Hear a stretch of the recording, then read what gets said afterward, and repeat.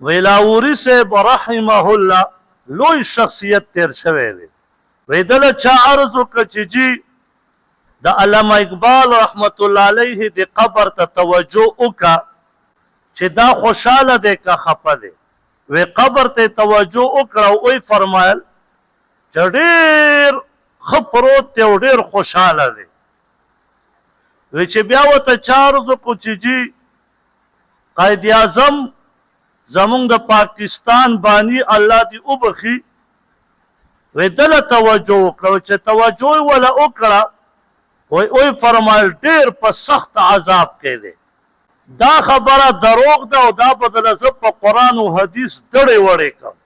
قرآن کې الله فرمایي وإن كان كبر عليك إعراضهم فإن استطعت أن تبتغي نفقا في الأرض أو سلما في السماء. الله پاک نبی علیہ الصلوۃ والسلام ته فرمایي چې کته چری معجزه دی تراوړي او دا قوم ستانه مطالبه کوي نو بر اسمان ته پرسنګ ولګوا یا زمکه کی سوره او کا معجزه و تراوړه. الله وت فرمایي زین در قوم ولی دا قوم فرمایشي معجزه غواړي.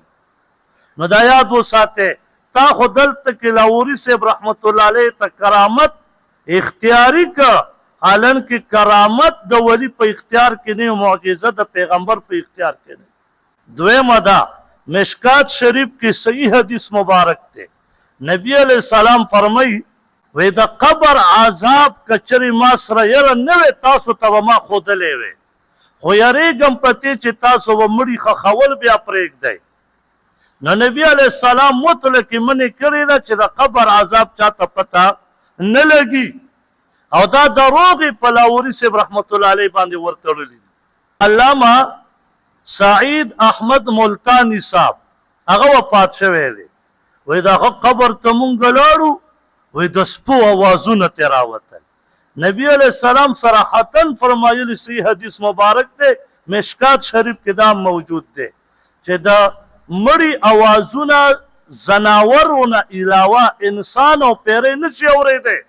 او د دې زماني مولاوي زه اورم دا به بیا انسان نه وي دا به زناوري ځکه اوري. دا څوک چې وایي چې قبر کې داسې درزا او ما اوازونه اورېده دا سوچه دروغ وایي. حقیقت د دې نشته.